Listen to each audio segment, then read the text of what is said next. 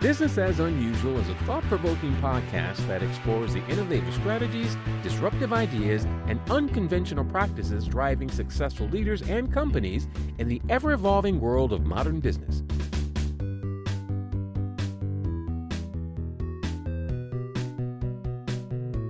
Subscribe, comment, and share for weekly inspiration with our host, Aicila. Welcome to Business as Unusual. My guest today is David Silverman, a highly accomplished screenwriter, TV producer, and Stanford-educated psychotherapist. David has co-created 5 TV series, including the Wild Thornberries, which led to 2 feature films, and has written for or produced over 30 shows. Drawing on his background as a psychotherapist, he has also coached aspiring writers to achieve success in selling their own films and TV shows.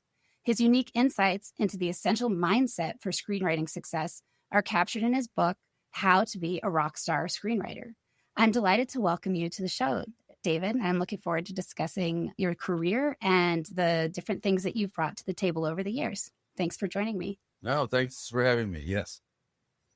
And I'm assuming being a rock star screenwriter does not include an amp or a bass guitar, but we're going to find out as we continue. Yeah, those are optional. They're optional. Okay, cool. Okay. Most of us have some sense of the fact that screenwriting in Hollywood is kind of a brutal business. And what do you feel like helped you be successful? I know that you have a whole book about it, but maybe you could tease a little bit for people. Yes. That's probably the hardest part is breaking in. Yeah, once you're in, things get a little bit easier. You have a reputation and you have credits. But the thing is, it's a long haul. The process is, unfortunately, the average screenwriter maybe sells their 9th script that they've written. Mm-hmm. The first script almost never. You have a chapter on that. Almost never. You're not going to sell your first script. So that's a psychological barrier. Mm-hmm. So you have to kind of have this zen of knowing that you still have to write it and do your best. It's not going to sell. But the upside, though, is it could be a really good writing sample to get you an agent or a manager or get you meetings with producers. So I try to emphasize the wins. Even though you're not selling scripts, it doesn't mean you're not winning, those kinds of points.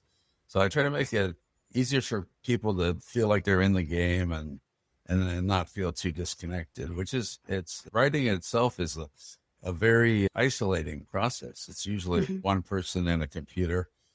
I was fortunate to have a writing partner, which there's a chapter on that too, which is a really good idea if you're interested in writing for television or movies. Mm-hmm. Was that a writing partner as in someone that actually wrote the same script with you, or someone that you wrote in tandem with and you sort of supported each other? Right. Yeah. People work differently as teams. Like my partner and I, it was always, we both shared credit for the script. So we both, our input was in both of us fully in the script. And sometimes I would write act 1 and he would write act 2, and then we'd switch. Or sometimes we sat in the room together and we'd, line by line, or we broke the story together and then we filled it in later. But yeah, there's lots of different ways to work. But yeah, we had a rule I thought that was very beneficial if people decide to team up with somebody, is that each person in the team gets a veto power. So if they don't, because a lot of teams get hung up on arguing over this and that. My partner and I, we just said, if you don't like it, we'll come up with something different. Mm-hmm. So, so I was very lucky. I wrote with Steve, my first partner, then Howard, and then Jack, and then another Steve.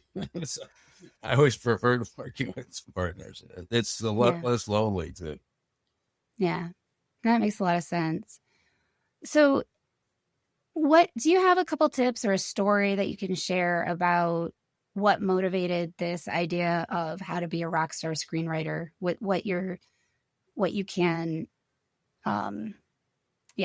give people some sense of why this matters to you or why you came up with this idea?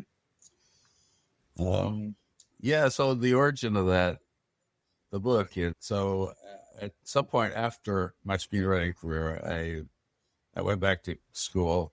I went and got a master's and studied for the boards and everything, and did 3,000 hours of internship, which is a lot, working for free most of the time after. Yeah. But anyways, so I started writing a blog for this big company called Site Central. They had a huge website and hundreds of thousands of people read it every day. So I wrote a whole bunch of articles. I had over 65 articles. I think they wanted me to write one every week, so I had to. I ended up with 65 articles, and then I cut 20 of them, and then I rewrote them as chapters instead of blogs, and now that's the book. So it has lots of good advice for people who want to be screenwriters, and especially on the psychological and motivational aspects of it. How did you go from psychotherapy to screenwriting? Was it a natural progression, or? It was, yeah. Well, so I grew up in therapy. My family went to therapy. My brother had OCD, and it was a really kind of hard thing for him. And like when he's 11 or 12, and so my family went every week for probably 6 or 7 years. So the idea of going to therapy was kind of familiar to me, and I liked what was going on there. And my brother got better, and it felt like a miracle when he did. So I was really impressed. And I thought, and I also just always had this curiosity about human behavior. So I started. They are your species, so that makes sense. Yeah. So then, when I went to college, that was natural. I just majored in psychology. I was Stanford had the best psychology department in the country at that time. It was really exciting. A lot of big names were there teaching. So that's how I started. I thought for sure I was going to be a psychotherapist coming out of college, but I also took some creative writing classes at Stanford. And the guy who wrote Presumed Innocent, Scott Turow, was my teacher, and I really liked. It was just fun. It was a lot of fun doing that, and so it was a new experience for me. Eventually, after I got out of college, I decided I was going to go to film school instead of continuing in psychology. I went to USC, and I started with my writing partner. It wasn't long after that we were selling TV scripts. So really lucky that happened quickly. 1.5 years, maybe. Like I say, all the research I've done, so most screenwriters have to write about 7, 8, or 9 scripts before they sell one. Yeah. It's like the first crepe is for the dog. So yeah, right. I don't know if you know that saying in cooking, but that's the first crepe is for the dog. So apparently the first script is not for selling. Yeah. It gives you something else. No, yeah, I've yet to hear of a person who's sold the first script they wrote, but I'd be happy to hear that story. The exceptions prove the rule sometimes. That's true. What do you see as unusual about what you do or how you do it? Well, let's see about what I do. Well, I think the fact that I have so much experience as a writer and dealing with Hollywood personalities, it helps me when I'm talking to people who are going through problems, who are writers, or sometimes I work with actors and directors too. But I can always fall back on the experiences I've had. And it always seems to work better in therapy if you can kind of tell a story that resonates with people about my experience and how I dealt with it. So I think that's one thing I bring to the table as a therapist. What does success look like for you? Success. Oh, well, I feel like my screenwriting career has been a success. I created 5 TV shows and worked on lots of my favorite people in South Park and Mork and Mindy, working with Robin Williams and working with Drew Carey and Norm Macdonald and all these really funny people. Yeah. And we have really great experiences on Health and Newhart and 9 to 5. So that feels like success. And when I work with people on a personal level and I can see some breakthroughs and see them coming around and getting better, that's a perk. Yeah.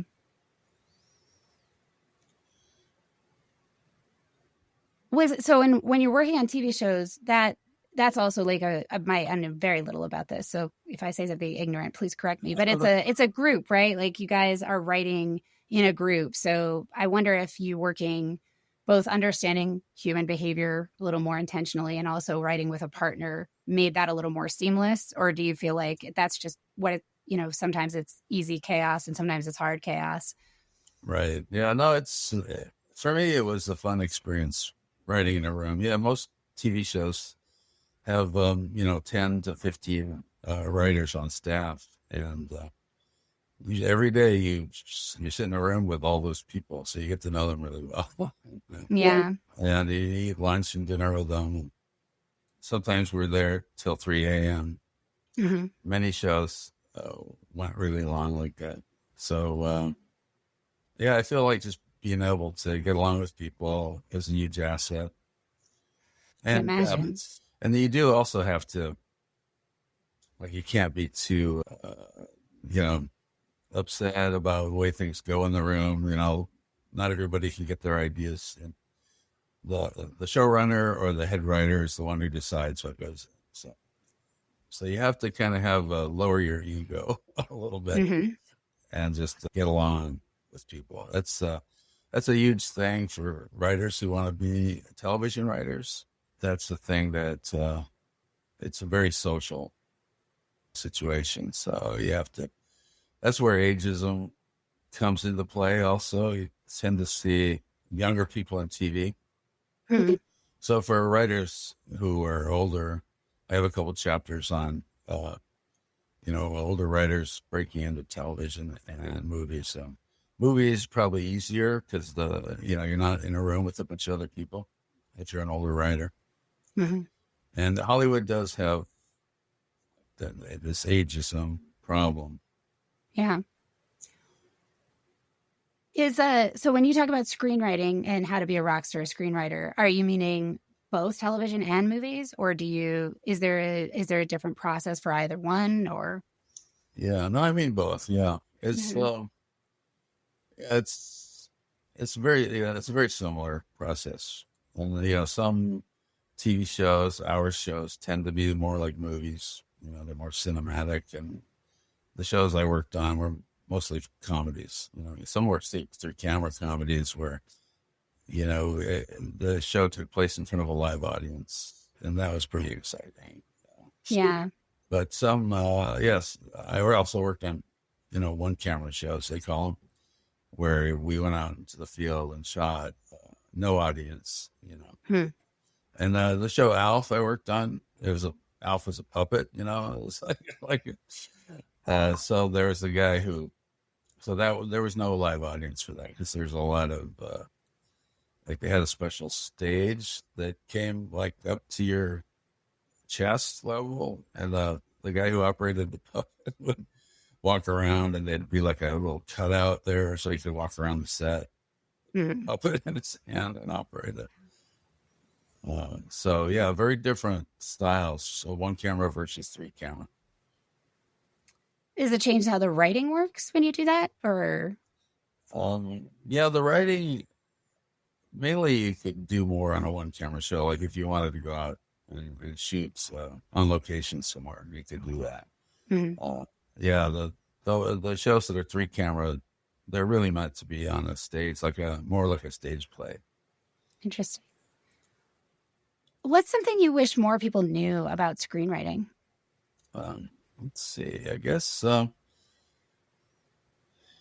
of the big myths about screenwriting. What are they? I guess some people do think that they're going to write a script and become a millionaire That's rare. Really. Are you a millionaire now? Is that? Oh, that's true. I not from one script though, but I was fortunate to be in a lot of good situations. Later in our career, my partners and I had what they call a development deal at Fox, where they pay you to go in and come up with movie ideas or TV ideas in our case. And they paid us $1 million a year to do that. So not bad. Nice. Yeah. Very fun. And Wait, was there one that you came up with during that time that you're especially proud of or like to point to? Yeah, we came up with, it's pretty rare. We managed to get 3 shows on the air during that period. One of them was the Wild Thornberries, which is a kids show, animated TV show, where this family travels and makes sort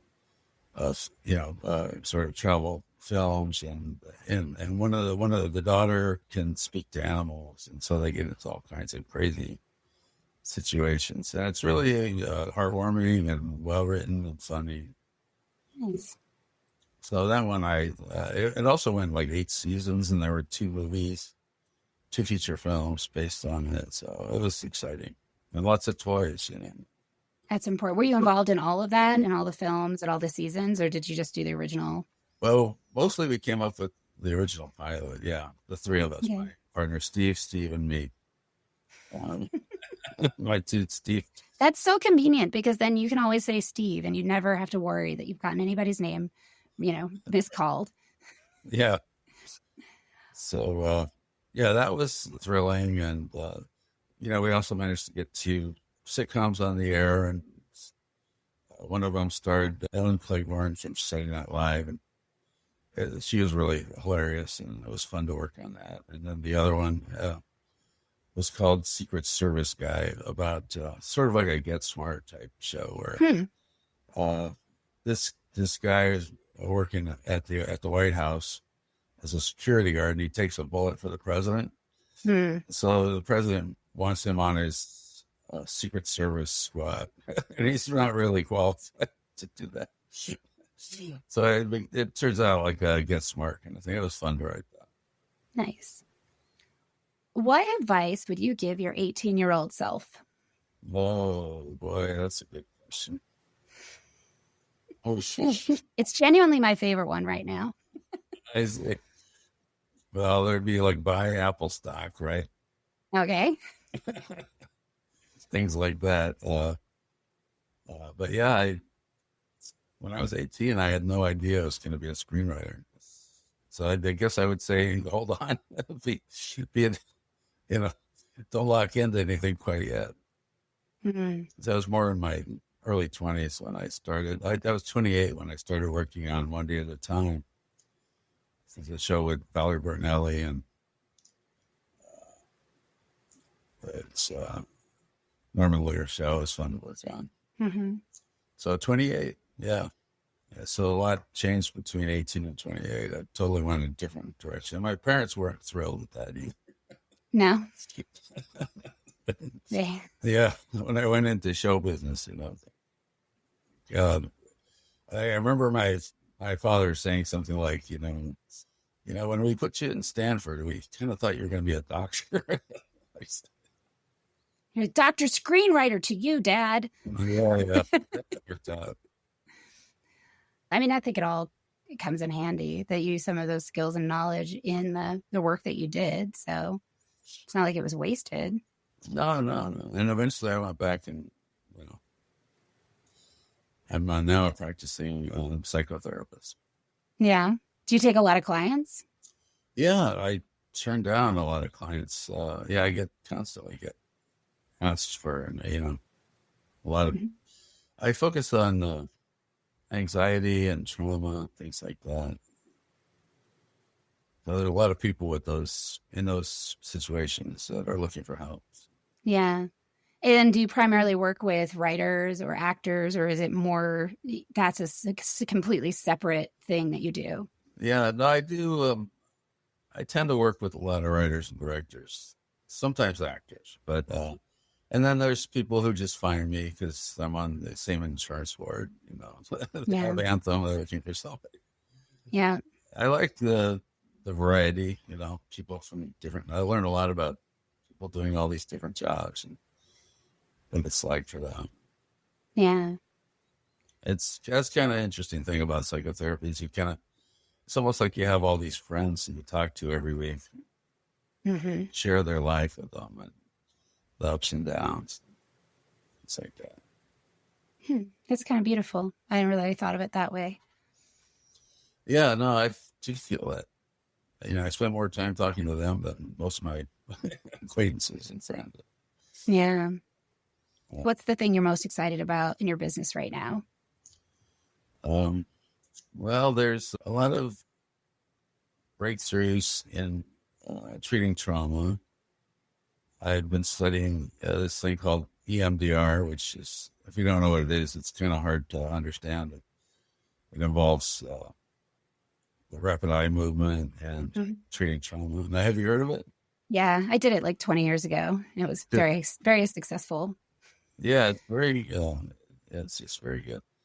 So I learned to do that, and I practice that a lot. And that's kind of exciting.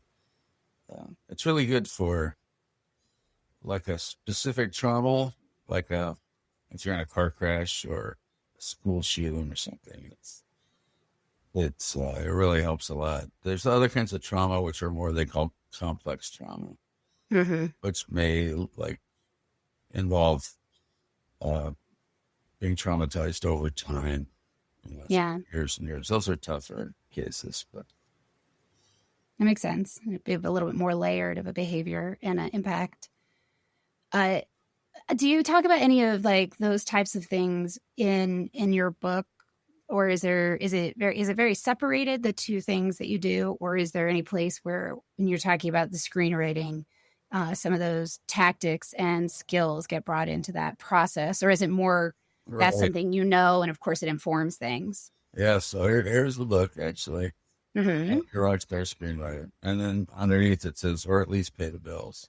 I mean, that's equally true for rock stars, from what I understand. Right.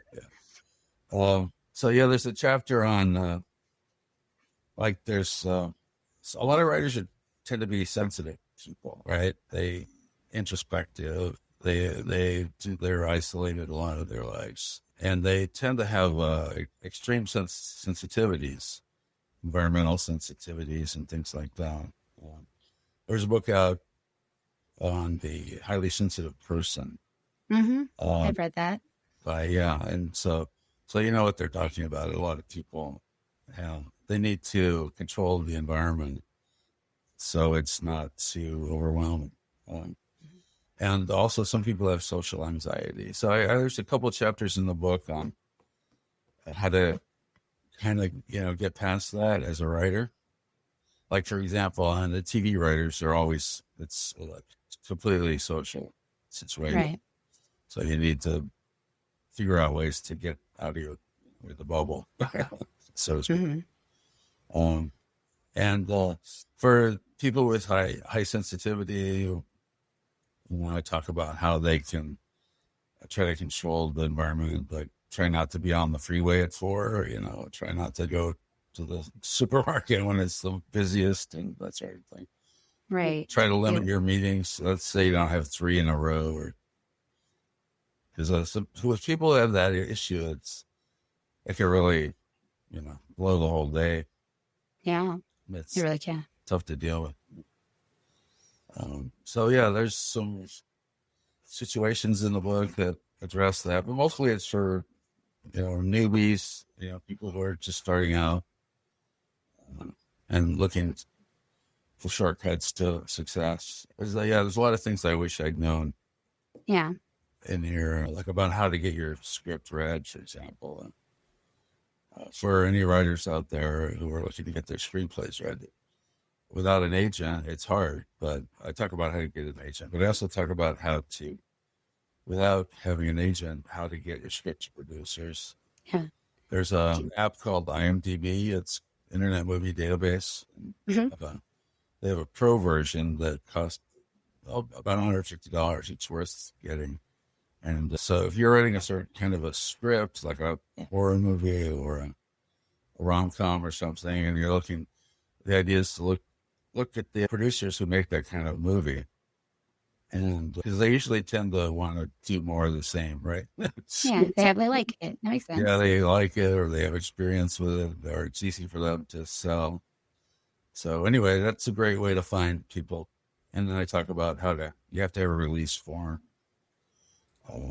something that says, I won't see you if you read this, that sort of thing. Mm-hmm. But yeah, that's how people start out. If you don't have an agent, they have to get the word out somehow. Right. It sounds like helpful tips to give people some ways to think about it and be creative too. I mean, if they're writers, they're probably already creative. So reminding them to be creative also in their approach to pitching and getting the word out, not get hemmed in by one idea or approach. Right. Yeah. For like the way the studios are acting today, it's really hard to sell like a big budget feature. Like they usually go to their A-list guys for that. So in the book, I talk about writing like a low budget film. It's more likely you're going to sell it. And once you sell a script, the likelihood that you'll keep selling them goes way up, right? So low budget horror is especially easy to sell because you don't necessarily need a big movie star in a horror movie. Mm-hmm. The monster or whatever. That's kind of the big thing. Okay. I think people come to it. So that's the easiest kind of script to sell. And like, for example, another thing I talk about in the book is, like everybody wants to direct in Hollywood. And like I was just approached by an editor who edits all these horror films, the Nun and Friday the 13th. But he's looking to move up and direct his first horror film. So I had a script that he was interested in, and so it would be his first directing gig. And so if you know how to target those people, and that's true of assistant directors and cinematographers and all these other people, everybody wants to move up and direct. So that's another way to get your script to the right people. And then, they have some clout because they're editing all these big movies, or they're doing cinematographer, and they know a lot of people, so they can get your movie made. So anyway, there's a lot of great tips in here about how to sell your first script. What's the most unusual way that either you or someone you know has sold a script? Let's see. Well, you do hear stories about people taking out billboards, and putting the script in a pizza box and delivering it and things like that. Yeah. But I mean, something that you actually know that you did, or someone that you know did. Well, yeah, I was kind of bold. I think that, they say fortune favors the bold, but so I was on the lot, and I would take my scripts to TV producers and leave them on the desk. We were pitching The Jeffersons, and it happened to be in a TV show that's none other than Norman Lear's show. And I had a bunch of scripts. I used to carry them with me whenever I was on a studio lot like that. Okay. So I took another script, like a spec script that my partner and I wrote, and I put it on this guy's desk at this show one day at a time. And he got a call back, and he wanted us to come in and pitch the show. And so that was pretty unusual, kind of bold move. Nice. Yeah, again, you have to include a release form if you do that. Gotcha. Otherwise, they, for fear of being sued, and that probably happens a lot in Hollywood. Yeah. They don't want to read anything that doesn't come with the release. If you have an agent, you don't need the release forms. Gotcha. It's kind of implied in the agent. In that process. Yeah, Well, that's awesome. So for folks that are listening and they want to learn more, follow you, get in touch, what's the best way for them to do that? Yeah, well, first of all, you get the book on Amazon. Mm-hmm. It's available in Kindle also. And also I have a website, hollywoodscriptwriting.com. Mm-hmm. People can reach me there. Awesome. So. Lovely. Right. And if you want therapy. Is that to say they reach you on HollywoodScriptwriting.com too? And I also have a different website called David Silverman, LMFT.com. Nice. For Lovely. therapies. Well, thank you so much for joining me today and sharing your experience. I really appreciate it. Okay. Thank you for having me. All right. Really appreciate David sharing some of the things that helped him get to where he is. And I hope it helps you. If you want more, visit HollywoodScriptwriting.com to connect with David or grab his book. Next week, join me as I talk about the difference between focusing on your goal and fixating on an outcome. Thank you for tuning in to Business as Unusual. Remember, in this ever-evolving world of modern business, it's not about fitting in. It's about standing out. See you next time. Stay curious, stay innovative, and always keep it unusual.